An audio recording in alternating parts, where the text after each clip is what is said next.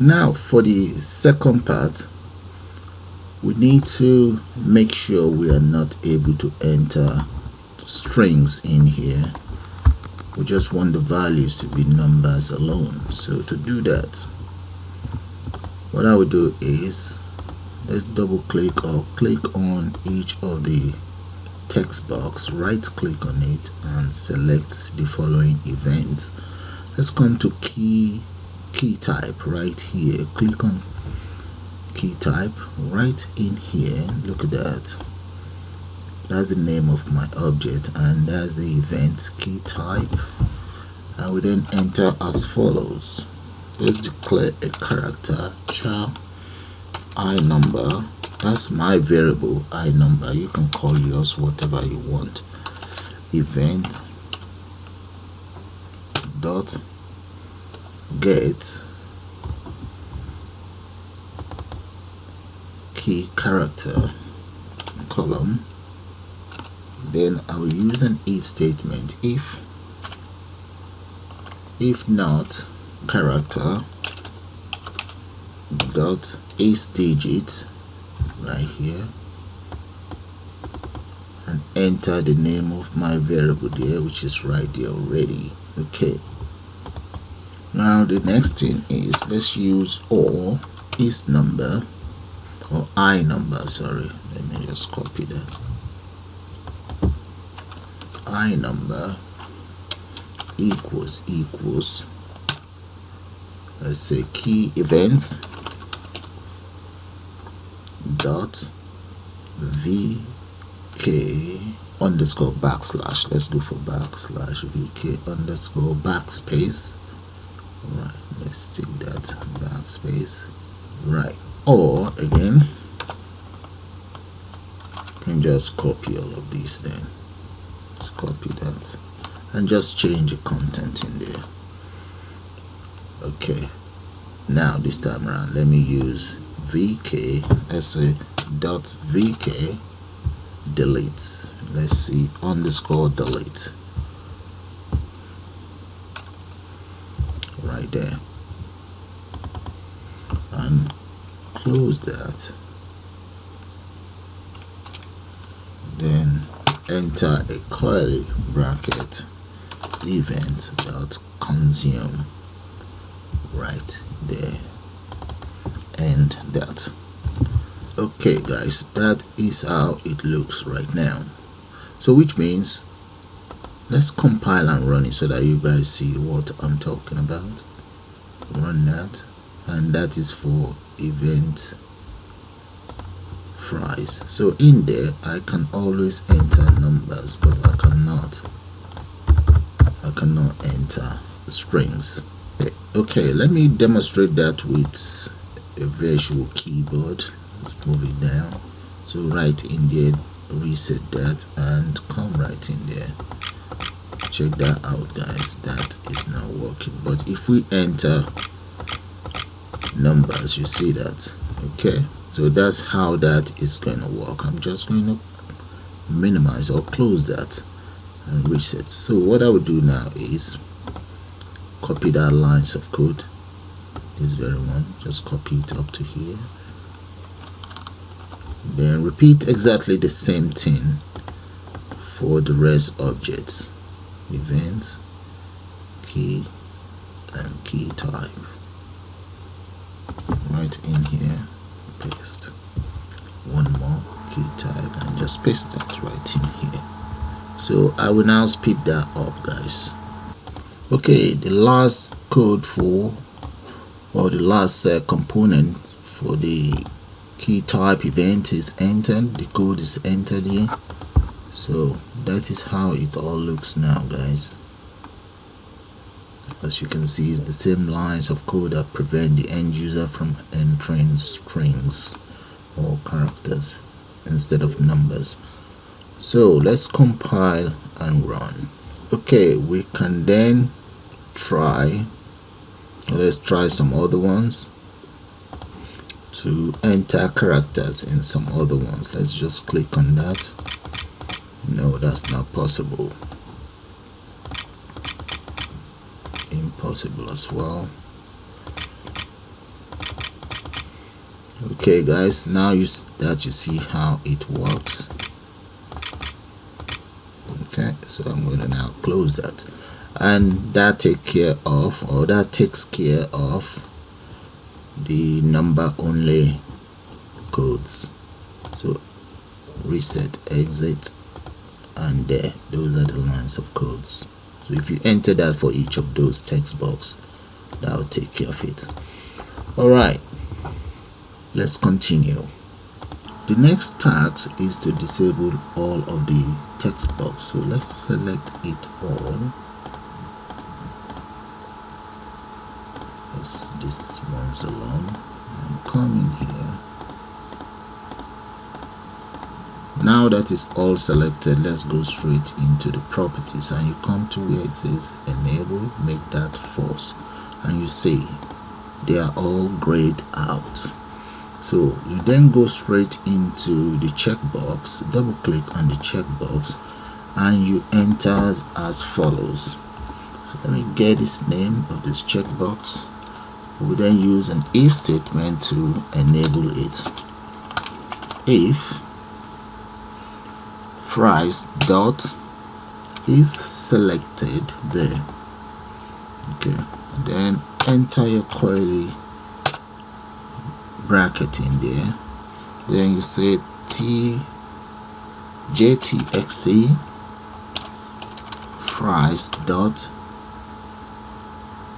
is set enable right here, make that true there, else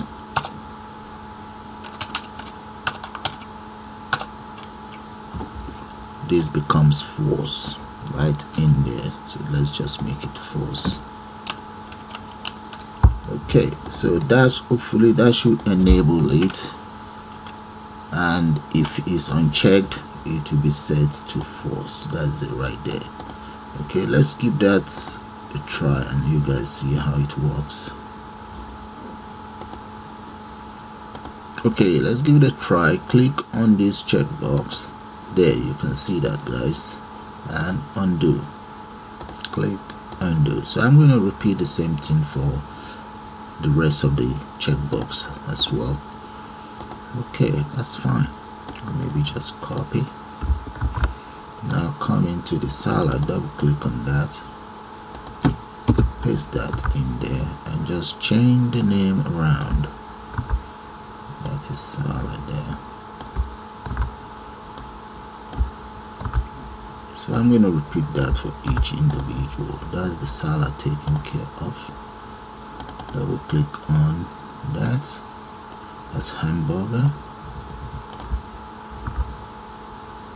And right in here, paste the hamburger and just change it to hamburger. So now that you get the whole idea, so I'll just kind of like speed it up. Okay, before we speed it up, one other thing is for us to set the focus. Okay, so to do that, I think I've already set some focus here. Let me show you guys one thing. I will then select, let's select all of these so that you can see the focus properly. I will align all of these center. So let's go to the horizontal align, and then we'll come back and get that sorted. Let's align this center as well. Horizontal align. Instead of leading, let's go for center. So that's done for all of those. Okay, this one is done already, I believe. Yeah. Okay, now let's come in here. Let's copy this. Try that again. Go back in there. You see the hamburger is set focus already. So let's delete this. Okay, so the focus is set. So I'm going to get this, copy this, and bring it in here. Double click on that and paste that in there. Just change the names around. Let's repeat that here. There. So let me run the focus for you. I will run it so that you see how the focus works. So select any of these. Can you see that, guys? You see the focus right in there, and that you can see the cursor there. Okay, so I will now speed it up for the rest of the checkbox. So let's do that now. Okay, the lines of codes are now completed. Let me just show it to you guys. That is for the ash brown, toasted baguette, pineapple steak, chocolate muffin. You can see it all, and it's just the same lines of codes for the checkbox. So if the checkbox is selected, the text box become enabled and focus is set on them. That is it, and that is all there is to that. Okay, now let's speed that up and start work on some other task. So let's go back to the design. So let's enter 0 for all of these text box. So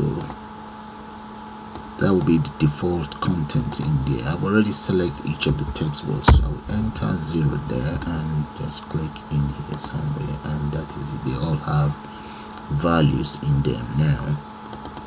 Okay, the other task that we ought to have done is anytime we check this, we expect this 0 to disappear. Okay, so that's what I'm going to do now.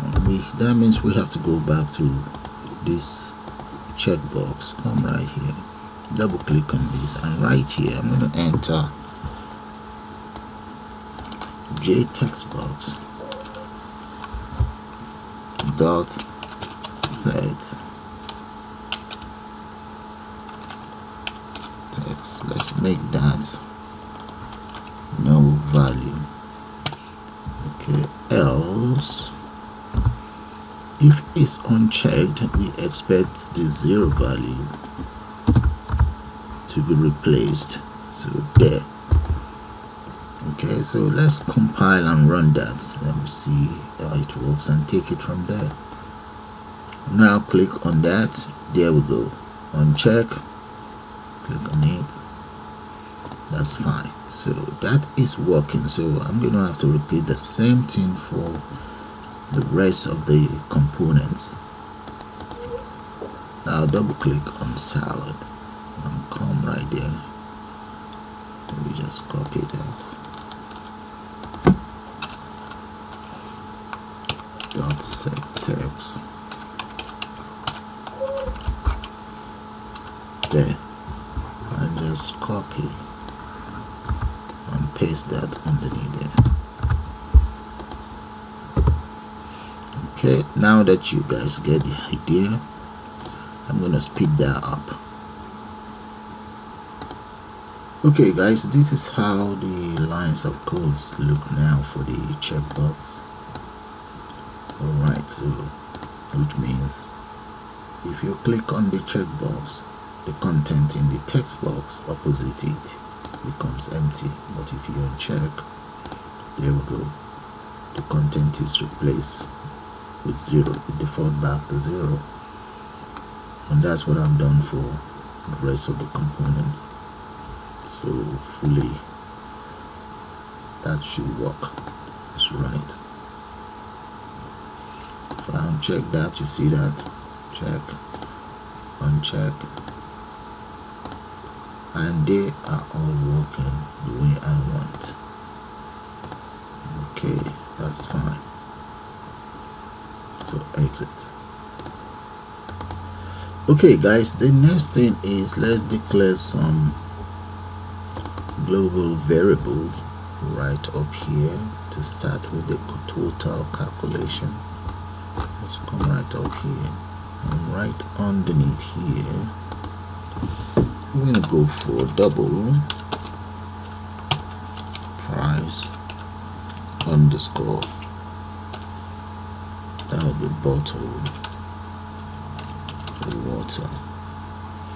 Okay, and let's go for £1.9. So that is the very first one. So I will just speed up the rest of the variable declaration.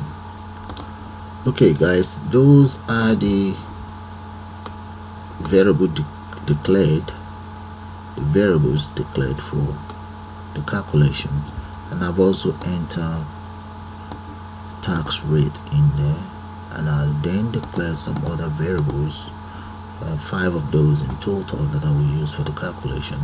And here I have an array, so I'm going to change this to item cost, and let's go for lowercase. Item cost, that's the name of this array right here.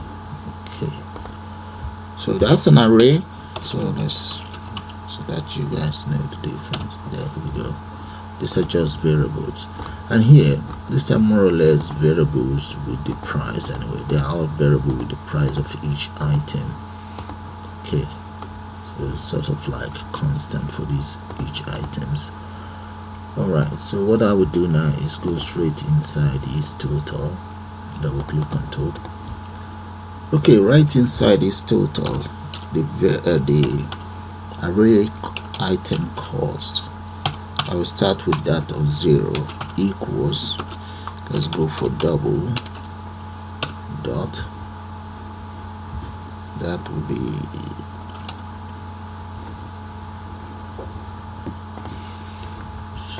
that will be double dot pause double, and the very first item, that is jtxt price dot get text. So what that means is whatever value I have inside the price text box is then stored in array number 0. So I'm going to repeat that for the rest of the object. Okay, this is array number 1, 2, 3, 4, 5, 6, 7, and this will become salad. This becomes hamburger. Okay, so I'm gonna speed that up, guys. In total there will be 22 of those, so let's speed that up now. Okay guys, all of the values have now been entered into each of the arrays. So we will now use one of the variable up there to add it all up. So let's go for I subtotal. That's one of the variables up there equals. Let's try this out, then we take it from there. Plus cost.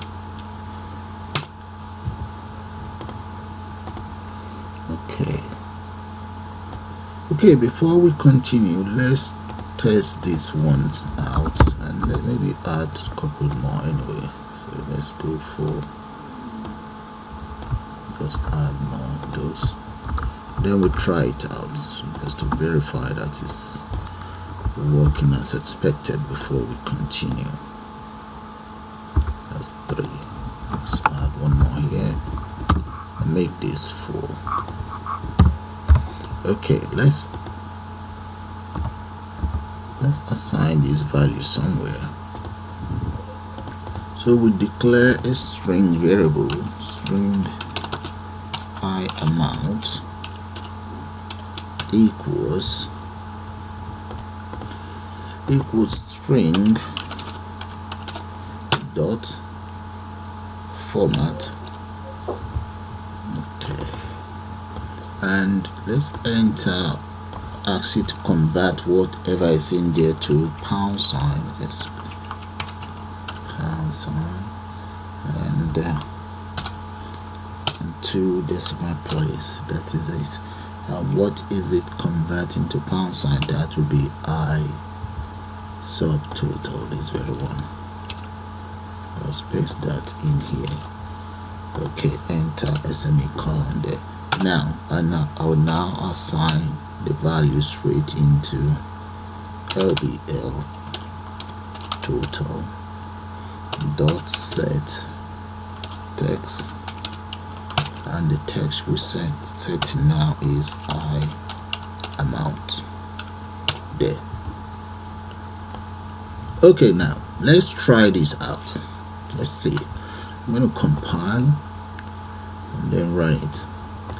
Click on run there. So let's select some of these items here, just enter whatever in there. I think I have that in place as well. I have up to 4 of those, I think. And this might be one of them as well. Yeah.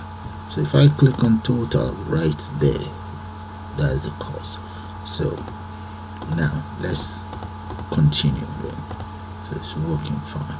So all I just need to do now is I'm going to copy all of these. I'll just add more.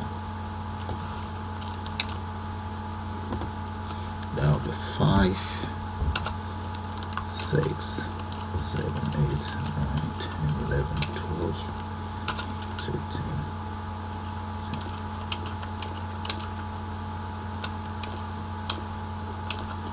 Okay, I will now enter the numbers. This is 5.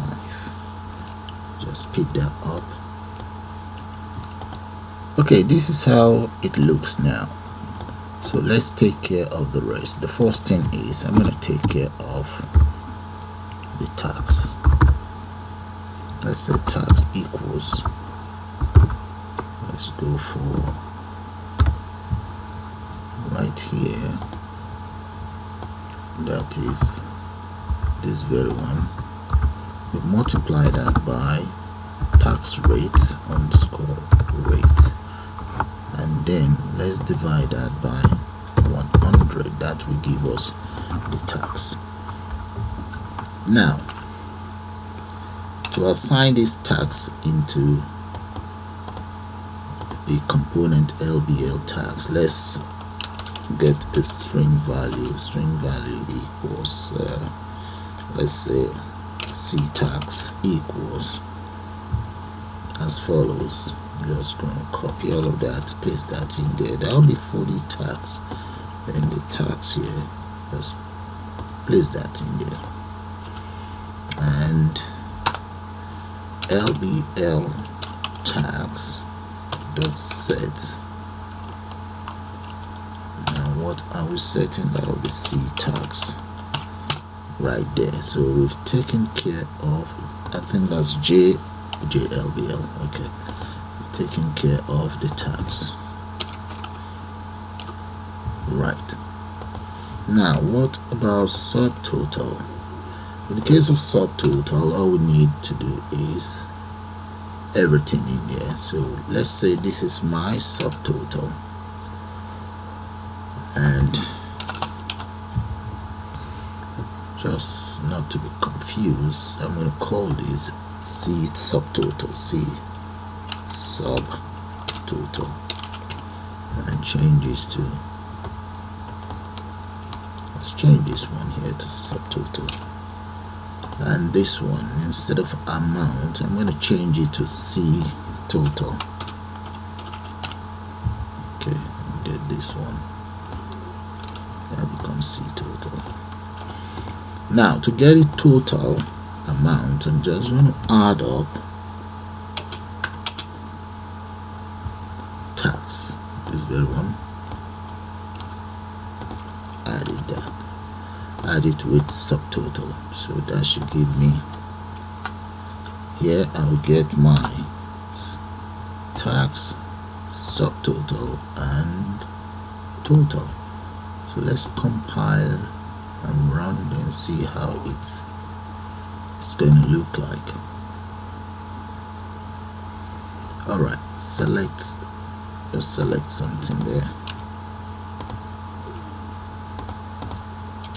Let's go for 2 and 1 of that,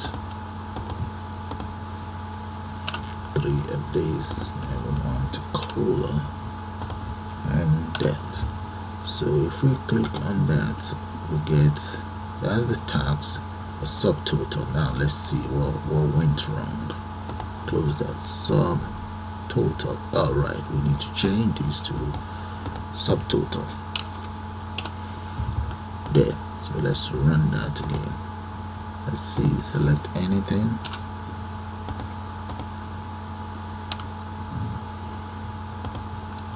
Okay, right there, that's the tax, that's the subtotal. You add this together, it gives us that, and that's fine. Okay, now we're heading somewhere. So with that, I'll call it the end of this second part of this tutorial.